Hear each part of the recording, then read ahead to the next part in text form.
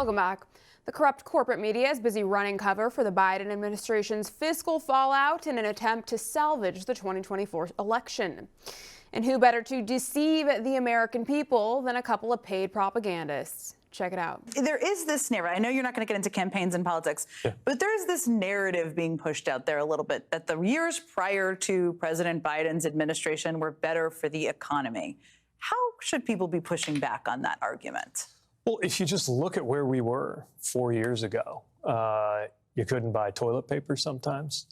We were dealing with so many issues, not just as a consequence of the pandemic, which hit everybody hard, but even if you look a little bit past that, the economy was growing, but not as fast as it's growing now.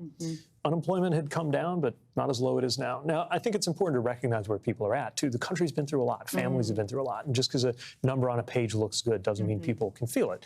Anybody who's been in a relationship knows that if somebody's not feeling great, the first thing you say to them is not, you should be feeling better than you are, right? Stop not feeling it. So, look, we've been through a lot as a country. Having said that, we're also achieving a lot as a country. And while there is a very well-funded noise machine trying to poke holes in those achievements, trying to talk down the economy and all of the things America has done, I think it reflects well on the president that the American people under his leadership and the American economy under his leadership have added so many jobs, including, importantly, in areas like manufacturing, construction. If you look at the latest above expectations job report, yet another hot jobs report last week, a big part of that came through construction, which I think is linked to us seeing the earliest stages of the construction associated with the president's bipartisan infrastructure package. We'll talk about a word salad. Don't you just love when not one, but two establishment shills get together and tell us not to believe our own eyes, ears, and wallets? Joining us now, founder and CEO of Celebrity Motor Cars, Tom Maoli. Tom, thanks so much for being with us. It's great to see you. Good to see you, Allison. Thank you. So what is your response to this mind-numbing programming? I mean, the spin on this is just insane, and it's almost like you'd have to be in a cult to actually believe this stuff. Am I right? Yeah, listen, I mean, they're great at spinning the information, and the reality of it is what's going on in the economy, it's all top heavy. And you look at the stock market's booming, but it's all in technology. The rest of the stock market's failing and it's crumbling. And, that's what's going on in the jobs market. You're looking at technology jobs, you're looking at high-end construction jobs, but the lower end is suffering. People in America that are out there that are living day to day, their inflation has destroyed and eaten away at their paychecks. They can't afford their homes. They can't afford their car payments.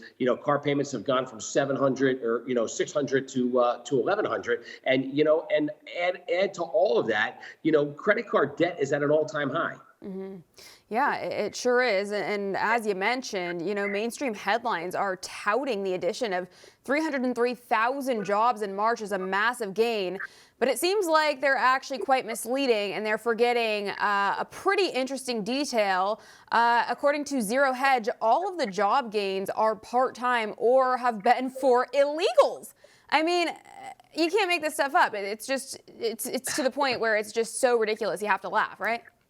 Yeah, well, listen, that's why they're letting them across the border, because they use these people to push their numbers up and manipulate the voting pool. And, that's why the Biden administration is not interested in shutting down the border. And, they're masters at what they do. And they're playing with the numbers. And if you look at it, the top 2% of the country, they're making more money than they did last year. But the average person has been cut down, by 30%, and not in their pay by inflation. You walk into a supermarket, you spend $100, and you walk out with one bag. Yeah. And you go to the gas pump, and it's $4 a gallon. And President Trump just came out, yesterday and said, listen, if I'm in office, we're going to drill. We're going to be energy independent, and gas is going to be $2 a gallon. That's what the president should be talking about, not how many part-time jobs or illegal jobs or low-level jobs for McDonald's and Starbucks that he produced. Yeah, that should absolutely be the real conversation that's being had. But of course, they are master manipulators, so I don't know that we'll ever get the truth from these frauds. Yes.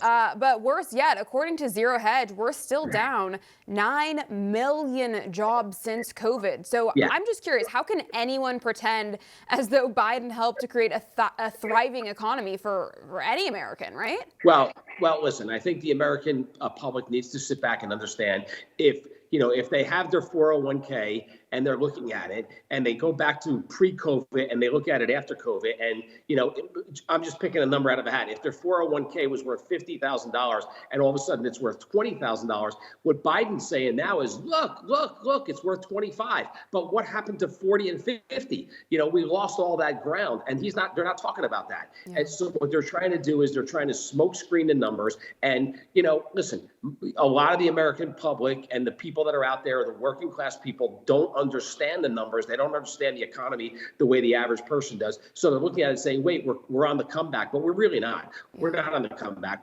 We're down. If they look at inflation and what their dollar is worth, it's in half. Yeah, and it's only really getting worse. It's just really despicable. But on top of all of this, inflation and shrinkflation Americans are going through, as you touched on, check out how the mainstream media describes grocery inflation.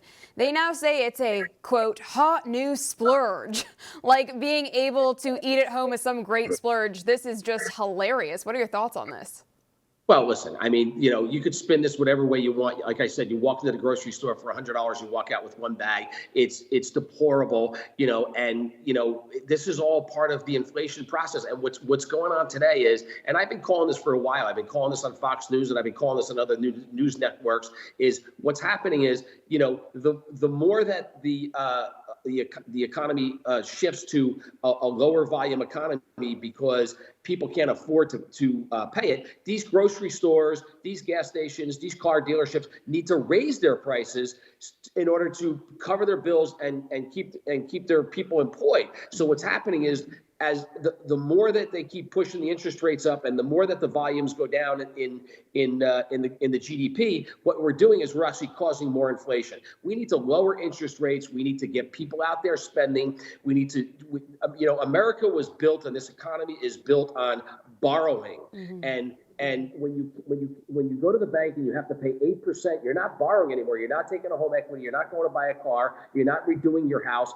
And what's going on today is that we're in this frozen period. Look at the housing market. People that have 3% interest rates can't even sell their houses because they are not going to go and replace it with an 8% mortgage. Yeah, it's all just such a mess and so far out of control. It's deeply upsetting. Yes. While the peasants are struggling, now Biden is expected to announce yet another round of student loan forgiveness. Let's check out the latest on that front, then we'll come right back to you. Yes.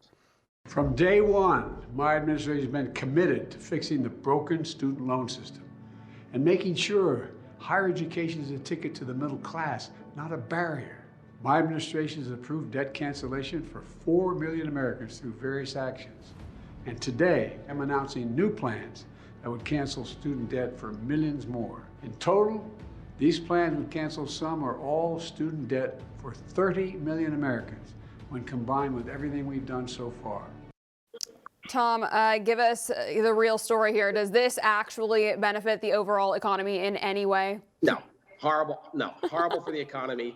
Brilliant for Biden's reelection plan, because every student that gets their loan forgave, they're going to walk to the voting booth and they're going to vote for Biden. Who are they going to vote for? I mean, if somebody relieved your debt, if somebody said, I'm going to pay your mortgage off or your car off, I mean, what would you do? You'd vote for him. And that's what he's doing. He's buying votes. Yeah, he is. And, my question is, if he couldn't succeed the first time around, what on earth makes people think he will actually be successful this time? It is such a disaster, such a joke.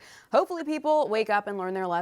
Tom Maoli, we are all out of time for today. Thank you so much for joining us to weigh in. I appreciate it. Good to see you. See you soon. Take care. For all our viewers asking where One America News is heading in the future, we would like to introduce you to OAN Live. OAN Live is the best way to stay up to date on all of the hard-hitting, straight-shooting, national and international headlines. And the best part is, OAN Live is only $4.99 per month. All the credible, honest, unbiased reporting One America News offers at a fraction of the cost of cable. Just go to OANN.com to easily sign up for OAN Live and stay informed.